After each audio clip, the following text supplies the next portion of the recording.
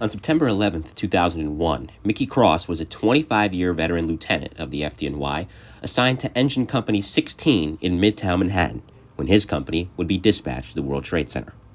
Responding to the North Tower, they'd ascended as high as the 20th floor when the adjacent South Tower collapsed, forcing all remaining emergency workers to evacuate. Descending, Lieutenant Kross had reached the 3rd floor when the North Tower began to collapse as well. In what's since become known as the Miracle of Stairway B, Lieutenant Kross, along with several other firefighters, survived. Now a resident of West Haven, Connecticut, Lieutenant Kross sat down for an extended interview with Center District Digital Media Specialist Mike Colón. This is his story. We were responding down on the FDR Drive, which is this, on the side of Manhattan. But when we turned, you could clearly see the Trade Center, and we saw the top of the building. But we thought at first it was a small plane. You assume it's going to be a small plane. We had no idea it was going to be a huge commercial jet liner with all that fuel in it. So when we got there, the moment we got there, the second plane struck the South Tower. We got debris came down, hit the rig, but the initial feeling was, oh my God, this has got to be war. It can't be a coincidence that 2 planes struck. My first thought was, oh my God, we're at war. Which of course shakes you up a little bit. Bad enough what was going on. Now we got a second plane hitting. Because you don't know what's going to happen after that. There could be planes coming all over the place. You have no idea. So I got pretty shook up when that happened. But I did what I was trying to do. We parked the rig and we went into the lobby where the command post was set up, and we got ordered to. I think we got ordered to the 73rd floor, something like that. There was supposed to be another command post set up. We didn't make it up that far, obviously. We got up around the 20th floor or something like that, and the South Tower collapsed. And the moment the South Tower collapsed, the command post set out a mayday call saying, get out of the building, get out of the North Tower. I guess they assumed it was going to collapse too, so they ordered us out of the building, and we started down. And then we encountered a woman who worked in the building. Her name was Josephine. She was the secretary or something. I'm not exactly sure what she did, and she was somewhat disabled. She couldn't walk very well, so it really slowed us down, and we started going down very slowly because we were carrying her. And we got down to about the 5th floor, between the 4th and the 5th, somewhere around there. I don't know. I can't exactly remember. I remember seeing the number 5 in my mind. Number 5 in the lobby, and the building started vibrating. So we knew it was coming down, so I just ducked in a corner and pulled my hat on, my helmet on. And like I describe it, I say I try to crawl into my helmet, It's the best way to describe it, because I was like, the only thing that was protecting me at that point. You don't know what's going to happen in a collapse, you assume you're going to get plummeted with debris. But for some reason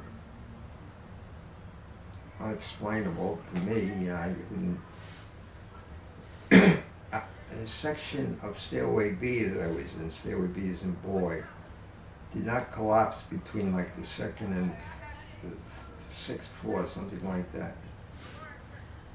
Everything else around it totally collapsed, except that little section of the building that we were in. Me and it was 12, 13 other people.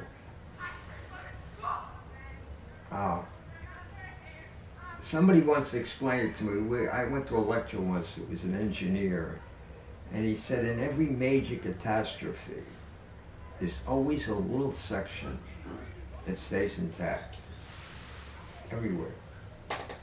He said on the Titanic, it happened in Hiroshima and Nagasaki when the atomic bombs went off.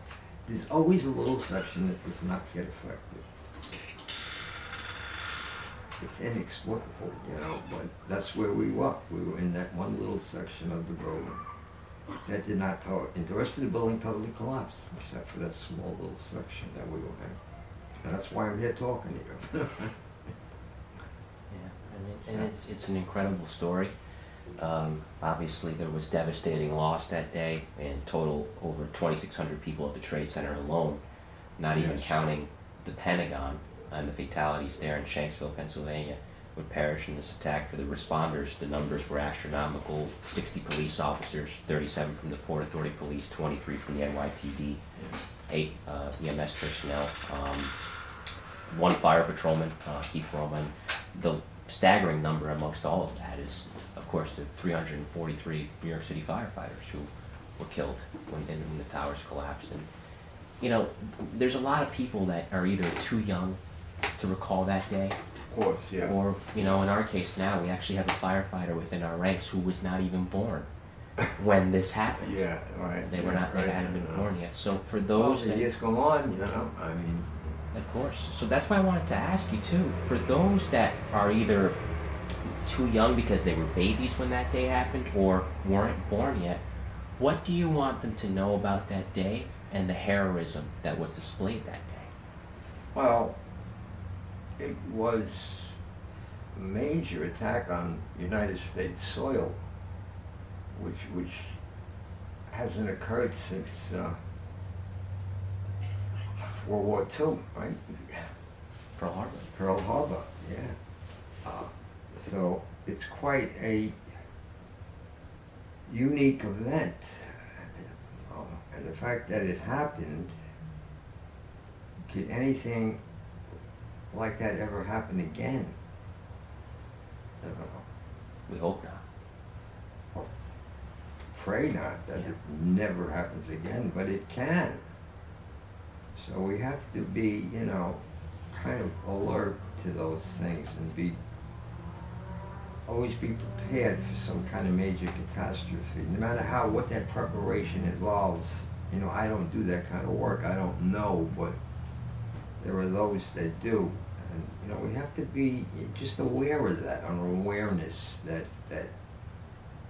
you never can tell what's going to happen, you know. So you always sort of have some kind of preparation, you know, like I know certain people in certain parts of the country, they prepare for floods, they prepare for, you know, different events. They have food storage, you know, keeping food and in their homes for, you know, events like that could occur, you know, and affect, you know, their ability to go out and get food and feed their families. So, medical supplies, you know, first aid kit, you know, things like that you know, you got to be prepared for any eventuality, you know. I'm not saying you got to live paranoid, nervous. That's not what I'm saying. Right. That's not what I'm saying. I'm saying, but you got to have an awareness that something could happen, you know. I mean, so, you know, so you have a preparedness in place. So something does happen, you know what to do, you know. Absolutely. The final thing I wanted to ask you is, you had a great group of people with you that day, that's for sure. Oh, sure. Yeah, the crew from 16 Engine, top-notch group of people. If they could see this, and I'm sure you'll probably see them tomorrow, but if they could see this interview right now, what would you want to tell them, the guys that were with you that day? Thank you. Thanks for being the kind of people that they are, you know, very brave, you know, and courageous people. Do their jobs under any conditions, you know. That's what I'd like